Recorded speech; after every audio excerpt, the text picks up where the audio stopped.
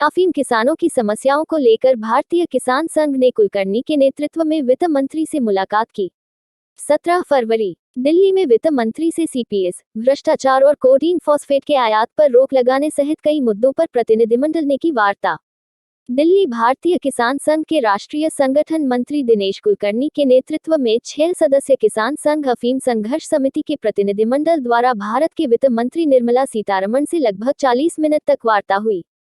किसान नेता सोहन लाल आंजना ने बताया कि अफीम किसानों से संबंधित तमाम प्रकार की समस्याओं के समाधान के लिए वित्त मंत्री से वार्ता की गई, जिसमें प्रमुख मांगे सीपीएस पद्धति बंद कर लुवाई चिराई का आदेश देने, विदेशों से कोडिन फॉस्फेट का आयात बंद कर वर्ष 1990 से अभी तक के पुराने सभी पट्टे बहाल करने एवं किसानों के रोजगार हेतु नए पट्टे दिए जाने, नारकोटिक्स विभाग में बढ़ते जा रहे भ्रष्टाचार पर अंकुश लगाने, विभाग द्वारा किसानों की अच्छी गुणवत्ता वाली अफीम को घटिया बताने पर भी अंकुश लगाने, एनडीपीएस कानून से 8/29 धारा हर हाल में हटाए जाने एवं डोडा चूरा को नारकोटिक्स एक्ट से बाहर निकाल कर राज्यों के आबकारी के कानून के दायरे में ले जाने सहित कई मुद्दों पर वार्ता हुई।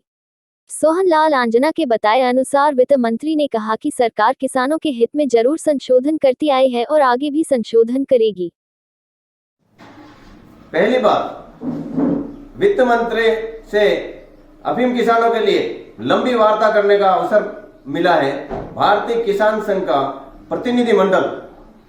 लगभग 40 मिनट तक देश के वित्त मंत्री निर्मला सीतारमण से अफीम किसानों की समस्याओं को लेकर के वार्ता में शामिल हुआ और उस वार्ता में स्वयं मुझे भी जाने का अवसर मिला। वार्ता में किसानों की जो समस्याएं हैं वो सभी वित्त मंत्रालय के सामने रखी गई और यह कहा गया कि सीपीएस पद्धति किसानों के लिए ठीक नहीं है, यह पद्धति लागू नहीं की जाए क्योंकि इससे किसानों का रोजगार मारा जाएगा। दूसरी बात उनसे की गई कि विदेशों से जो कोडिन फॉस्फेट आयात किया जा रहा है उस पर हर हाल में प्रतिबंध लगना चाहिए, क्योंकि उस पर प्रतिबंध लगाने से पुराने 1990 से अभी तक के किसानों के जो पट्टे रुके हुए हैं, कटे हुए हैं, वो सभी बहाल हो पाएंगे और नए किसानों को भी पट्टे जारी कर पाएंगे और लाखों किसानों को रोजगार देने की संभावनाएं बढ़ेगी। उसके साथ साथ जिस प्रकार से भ्रष्टाचार अफीम विभाग में बढ़ रहा है, यह कहीं न कहीं मोदी सरकार को बदनाम कर रहा है, इसके ऊपर अंकुश लगाने की कार्रवाई वित्त मंत्रालय को करनी होगी। यह भी इस वार्ता में शामिल किया गया कि 8/29 धारा जो है वो देश के कानून में न्याय संगत नहीं है, तर्क संगत नहीं है। इस धारा के दुरुपयोग से इस देश के लाखों किसानों को, लाखों निर्दोष लोगों को फंसाया जाता है और वो कई वर्षों की सजा काटने के बाद बाइज्जत बरी होकर के आते हैं। इसलिए 8/29 धारा को इस देश के कानून से हटाया जाए।